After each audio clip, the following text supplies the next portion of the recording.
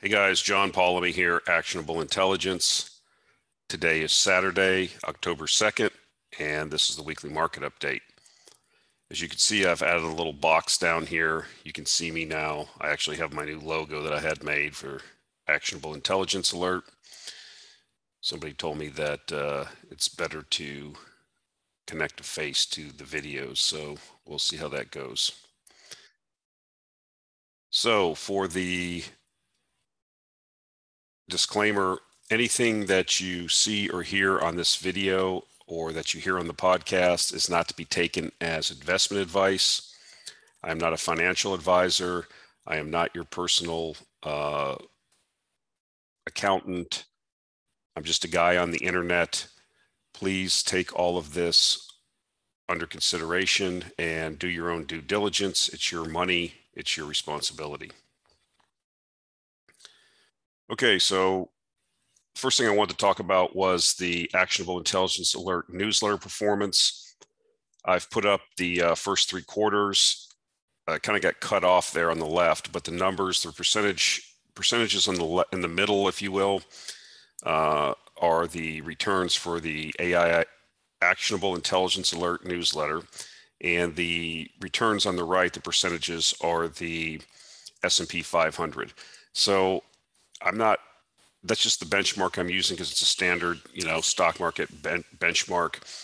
I just picked it because that's typical.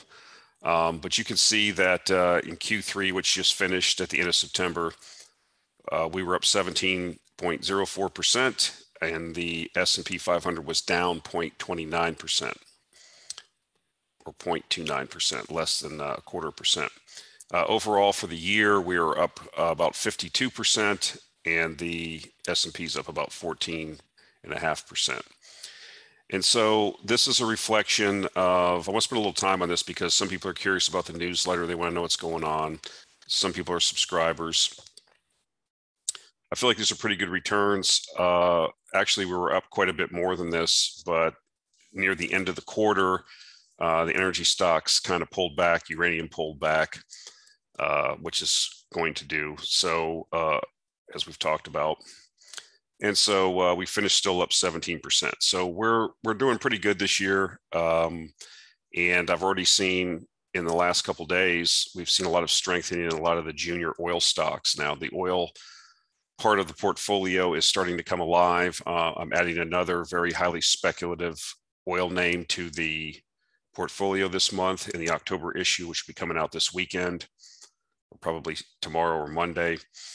And this is kind of, just what we expected would happen.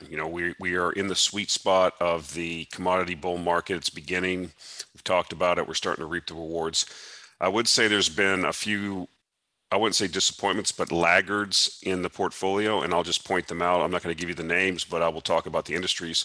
We've got some tanker stocks in there, but they're starting to come alive now, and we thought that would happen, right? As oil demand returned, the volumes of oil that need to be shipped will increase, and that would lead to more activity in that market. I mean, the entire rest of the shipping market is going nuts, and at some point that was going to make its way down to tankers as the demand for oil return to normal, and will actually begin increasing as we get into next year. In addition, we have some oil service stocks in there. They're lagging also, right? They will turn last as the cash flows increase at the producers and the prices stay sustained at these higher levels for some period of time. At some point, the executives at these oil companies will begin recycling cash into new exploration and new development, and that will necessarily begin the process of filtering down to the service stocks. So there's still an opportunity there in those stocks, I think, because offshore drillers, most of them have went through bankruptcy. The industry's been rationalized, and they've shed a lot of older rigs and a lot of debt. I also have, like I said, tankers. I'm bullish on those going forward. It's the last shipping sector that really hasn't responded. It's been a long time. We've been waiting, but those have been some of the laggards in the portfolio. Obviously, the uranium stocks have been the outstanding performers in the portfolio. We've got some that are up 400, 500, 600%. And we're just at the start of this bull market. You know, we had the initial run up in uranium. The last few weeks, it's cooled off. We thought that would happen, but by no means is the uranium bull market over with. So if you are interested in this, if you're interested in these type of companies that we follow, that we have been investing, that have been led to these type of returns, then it's not just this either. We have other companies that are undervalued that aren't necessarily commodity companies. I'm a big believer in a rotation to emerging markets over the next decade. We have several companies that are extremely undervalued that you can buy the assets for less than well below $1, and in growing areas around the world. And these particular vehicles that we have in the portfolio, I think, stand to benefit from the rotation that's going to happen, I believe, from U.S. markets and developed markets to the emerging markets over the next few years. All right, so we're going to continue to keep talking about energy because it's in the news. Am I getting a little bit nervous that everybody's talking about it now? Not necessarily, because it's kind of an echo chamber right on Twitter. You got to kind of, you know, if you follow me on Twitter, if you follow some of the people I follow, we've been way ahead of this trend. We predicted this would happen, thought this would happen for the various reasons I'm not going to go into again. So I'm just reporting the news. I'm reporting what's going on. So title of this slide is All Hands on Deck. Why? China orders top energy firms to secure supplies at all costs. This is from a Bloomberg piece. China's central government officials ordered the country's top state-owned energy companies to secure supplies for this winter at all costs, according to the people familiar with the matter. That's at all costs. The order came directly from Vice Premier Han Zhang, who supervises the nation's energy sector and industrial production, and was delivered during an emergency meeting earlier this week with officials from Beijing's state-owned assets regulator and economic planning agency, the people said, asking not to be named, discussing a private matter. Blackouts won't be tolerated, the people said. The emergency meeting underscores the critical situation in China. A severe energy shortage crisis has gripped the country, and several regions have had to curtail power to its industrial sector, and some residential areas have even faced sudden blackouts. In a sign of how worried Chinese officials are, Premier Li Qingshan has vowed that every effort will be taken to maintain economic growth. China will ensure the needs of basic livelihoods are met and will keep industrial and supply chains stable. Li was cited as saying by China National Radio during a meeting with foreign diplomats Thursday. I actually saw an article, I didn't put it into the slide deck, but I saw another article that they are even burning met coal in their electric utility furnaces now. This is real, folks. This is what's happening. This is necessarily a confluence of events that has come together to create the next energy crisis. And it's not just in China. As I will show in subsequent slides, this phenomenon is happening all over the world. So it's not, you know, a one-off. So here's a chart from Bloomberg. Here is the power shortages, curbed power use. More than half of China's mainland provinces are limiting electricity use. So I think a couple of first order events and second order events. You know, China has a pact with its people.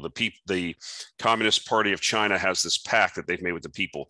You will give us ultimate power, and we will guarantee you a real and ever increasing standard of living, and you will get wealthier and you will be happier.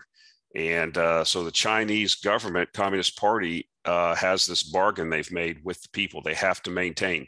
So, you know, having people freeze in the dark or having your electricity go out is not part of the bargain. And that's why you're seeing that these things will be done at all costs, as they said. So, you know, does that mean that things are going to get exacerbated? Probably. We haven't even got into winter yet, folks. So what's really going on? I guess, you know, we'll see. But you have half of China's mainland provinces are limiting electricity use. So you see the various sectors. So what's a second or third order effect? Well, it's not currently maybe actionable today, but they already have a multitude of nuclear reactors under construction. And I think that if this ends up being like I think it will this winter and causes the problems that it could possibly cause, I think this will exacerbate or at least light a fire even further under the Chinese leadership to really build out their nuclear fleet. And we're seeing more and more news now, not just in China, but all over the world about how nuclear has to be part of the solution, especially as it relates to climate change and net zero. And I'm going to have another discussion at the end of this, a little bit more of an editorial of what it's really going to take to get this under control and why I think a lot of people aren't paying attention to what I think might be a possible outcome to all of this discussion. So as I said, it's not just in China. Here's India. There was a couple articles. I just pulled this chart specific to India's coal stocks. India coal stocks plunging.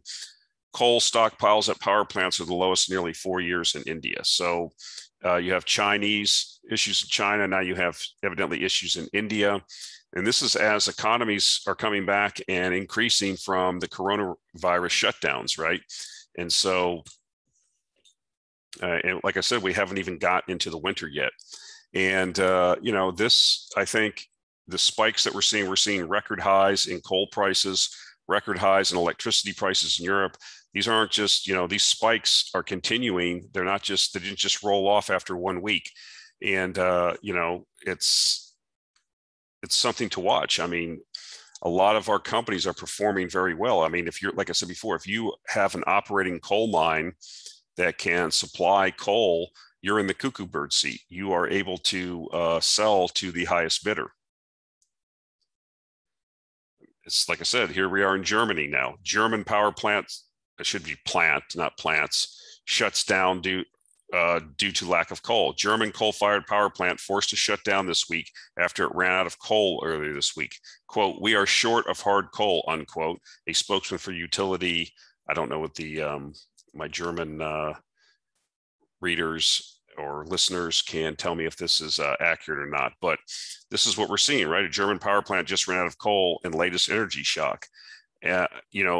Again, as I said ad nauseum for 2 or 3 years since I've had this channel, you're not going to power a technological industrial society with intermittent renewables, or as I call them, rebuildables. And now it's coming home to roost.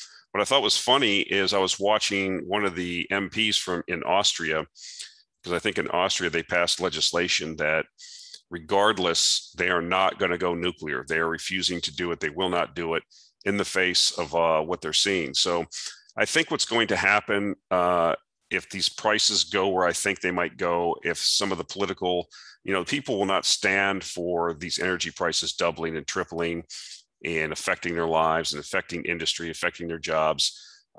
This will become a serious matter. I recall during the energy crisis in the 70s, that was one of the main reasons the Carter regime was a one-term presidency, because they got caught in the middle of an energy crisis. They inherited, it started during the Arab oil embargo in the early 70s, but was exacerbated, and the knock-on effects continued through the Carter administration. And the dude was one of the worst presidents, acknowledged as one of the worst presidencies of all time. And so you will see these economic deprivations, if you will, lead to political change, in my view, if they are sustained. I mean, maybe this is just transitory. Maybe this gets fixed in the next month or so, and we don't have these issues and was just a one-off, but I suspect that is not the case. These problems were created over many years. The lack of investment into the extractive industries, which is now coming home to roost. And like I said, it won't be fixed in a month or two, in my view. And so here's a poll, right? UK consumers more concerned about price spikes than renewables investment. So thinking about the next 10 or 20 years, how concerned, if at all, are you about, and then they ask these questions, not investing fast enough in alternative energy sources. You can see the, let's go down here. steep rises in energy prices in the future. This is what they're mostly concerned with. Here's your very concerned and fairly concerned. So I would suggest to you that what's going to probably happen as these prices in energy go up, people are not, they will focus on this, and then it will become obvious that the bill of goods they were sold by politicians for this Build Back Better green initiative were folly. And the political climate will change. And I suggest to you that this will, this is the original first interview I did with Malcolm Rawlinson like two and a half years ago. And we talked about, what would it take to get people to wake up from this folly? The same thing I had with the former professor of engineering from Cambridge University. I forget his name now. It was the same answer he had. It's going to take very high energy costs to affect people personally, and then they'll start paying attention, and then you'll see the change. Now,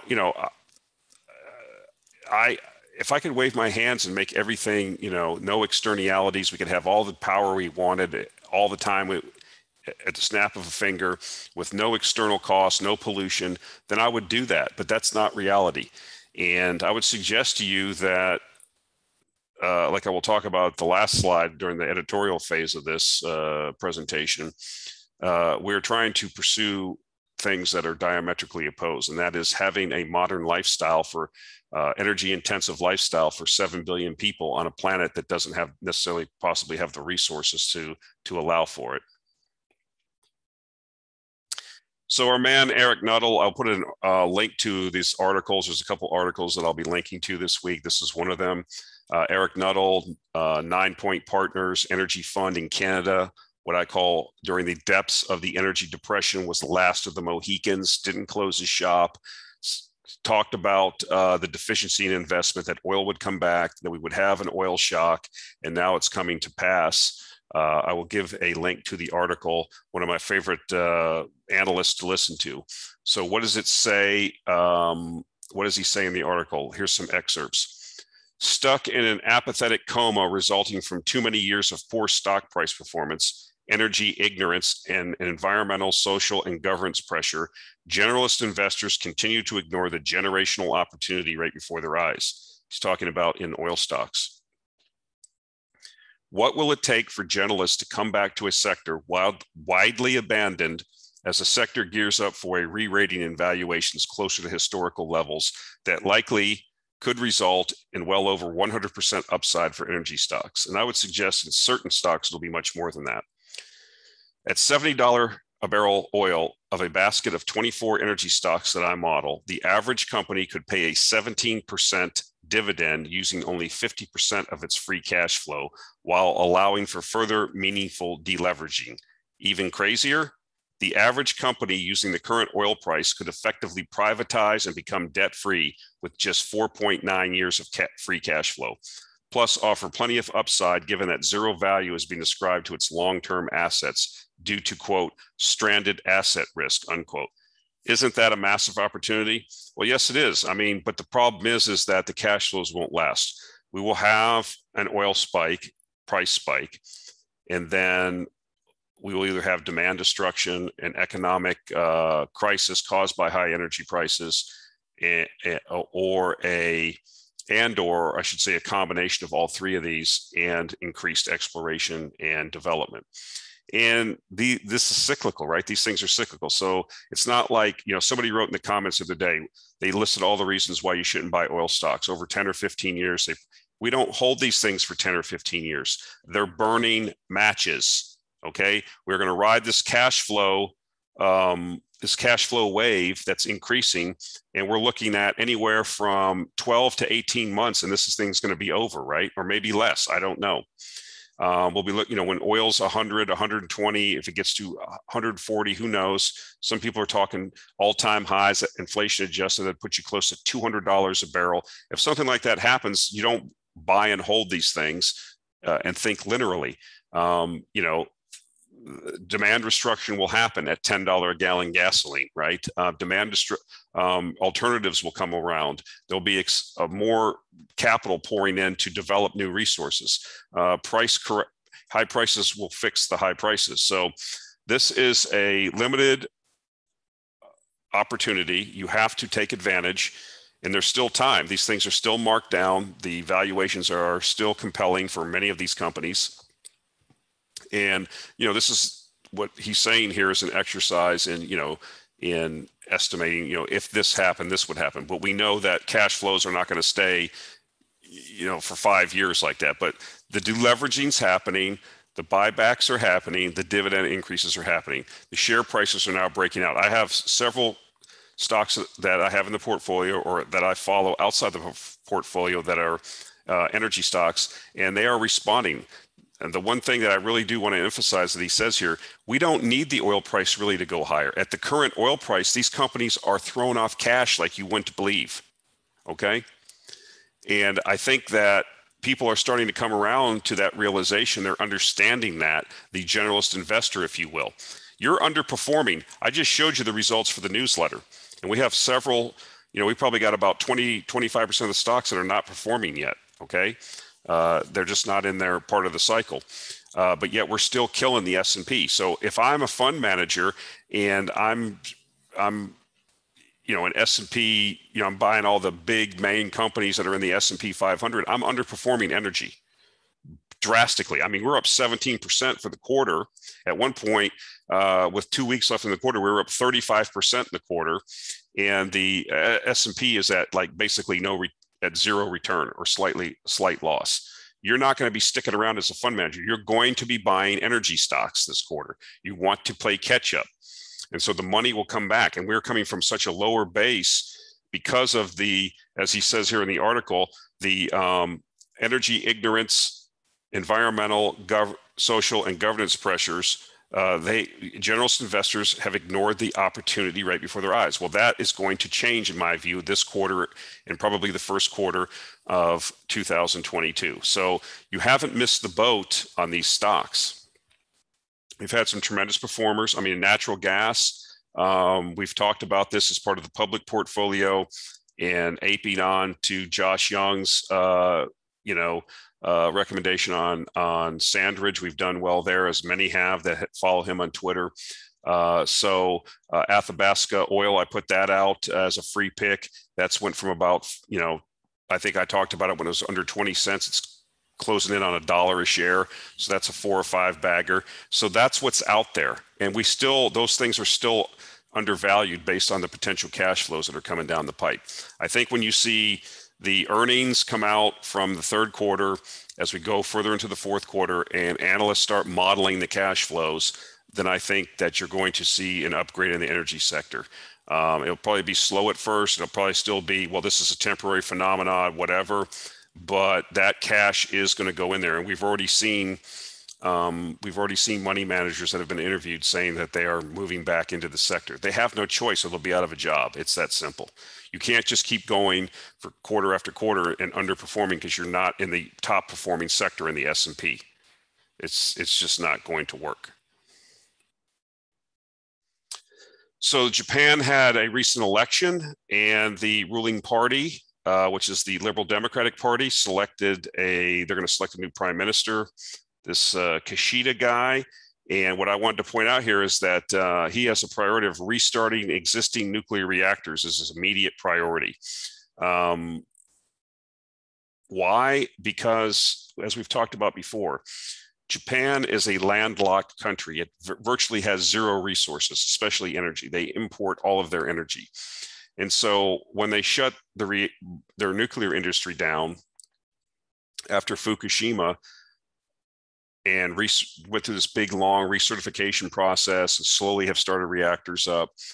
Now they're in a situation where they're having to import all this LNG and coal, and they're having to import it at record rates. I mean, the price of LNG, liquefied natural gas, is at levels that's probably around an equivalent of oil of $180 or $200 a barrel. Let me say that again. The energy equivalent of LNG currently being imported into these places in Japan and some places in Europe is the equivalent of $200 a barrel oil. And I just told you in the first slide that the Chinese have said they don't care what it costs. They are going to pay whatever they have to. They are not going to have energy shortages in China. That's what they have told the people, and they've got the resources to go out and pay whatever they got to pay. And so, you don't want to be the short man, the short stick there, right? The short straw. And we could really see a really big price increase over the next couple quarters. This could really get crazy. So longer term, this is turning into not what I want to do, it's what I have to do. It's necessity is going to start dictating this.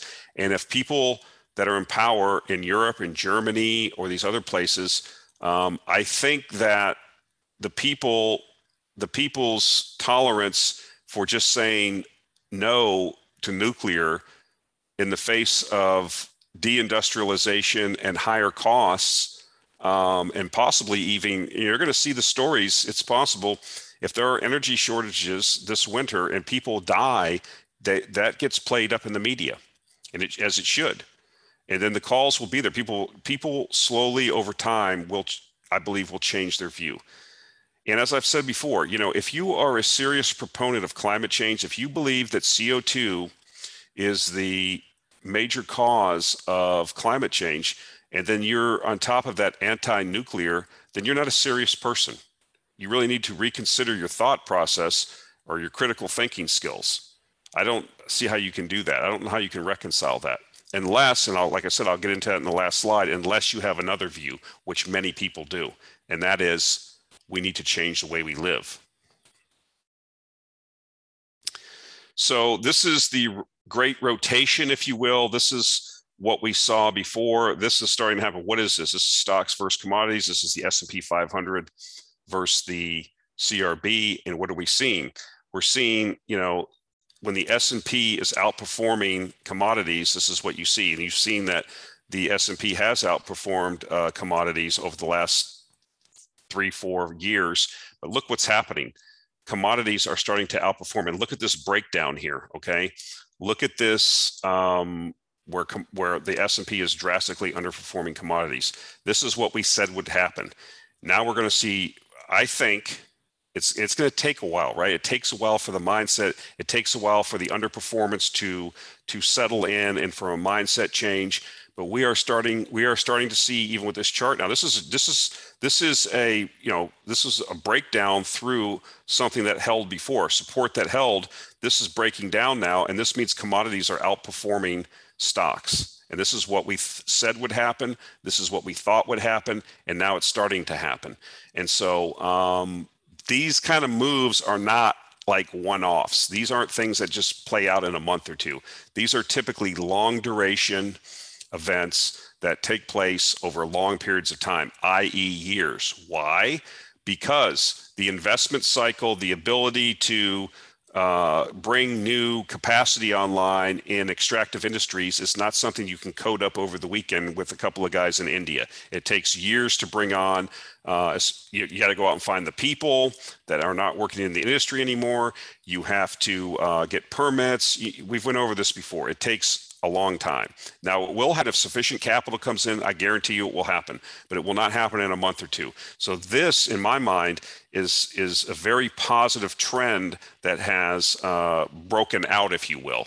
And I can make another chart with stock charts and show the reverse, so it shows commodities versus stocks, and it'll probably show the same thing. And I'll probably do that as an exercise. I just pulled this off Twitter because it struck me as pretty obvious, but I could make the same charts up in stock charts, and I probably will, and start tracking those.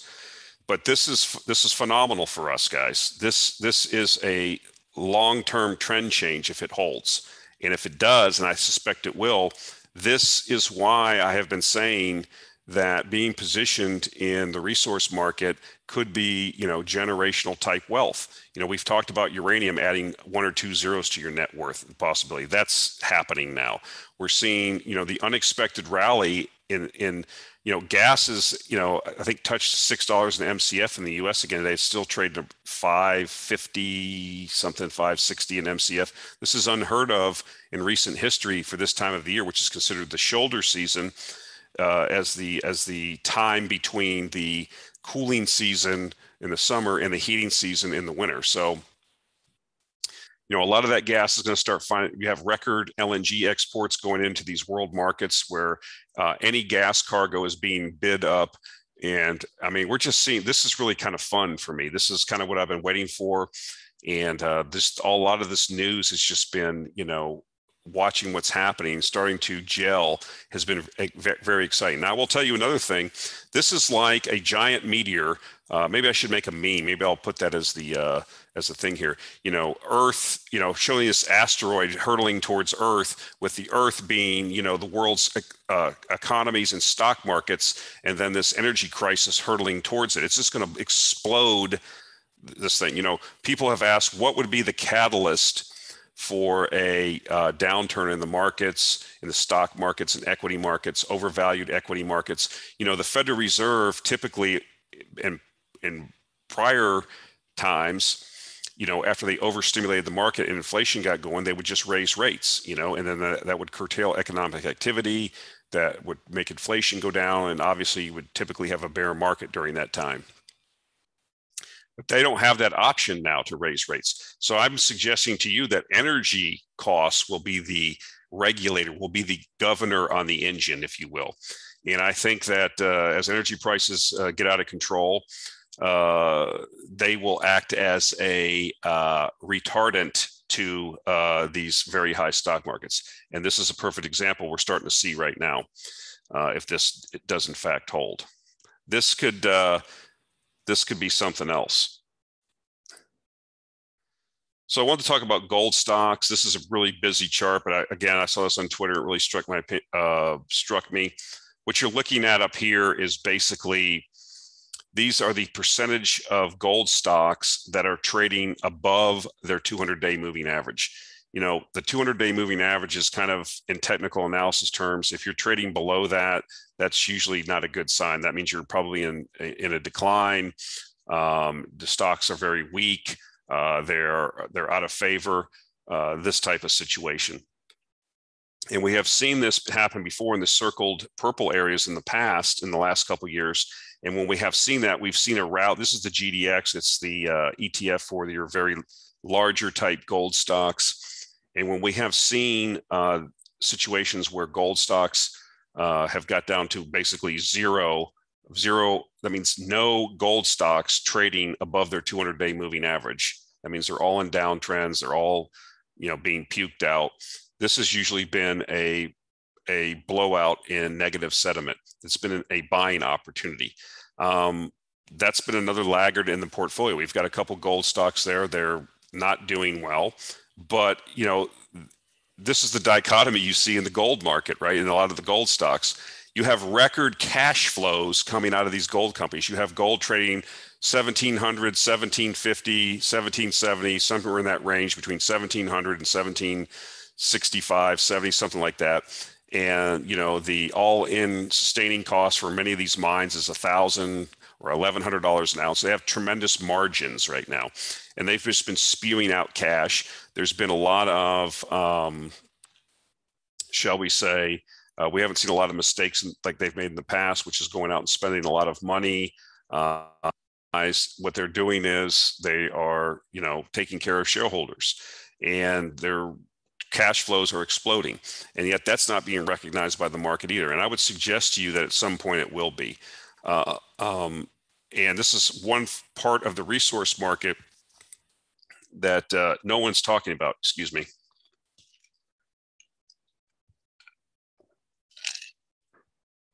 I can pretty much guarantee that if we get do a full-blown resource bull market, that gold stocks will perform. They're tremendously undervalued now.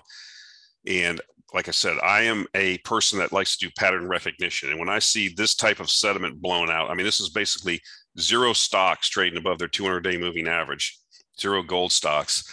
That tells me that I need to take a look at these. So these are the kind of things I look for. Wow, this is really shocked me. I didn't realize they were this blown out. I mean, it's like no one wants to own these. I'm like me and like 2 or 3 gold bugs still own a few gold stocks. So this is an opportunity in my view. And you might want to take a look at some gold stocks that I think we may be at a bottom.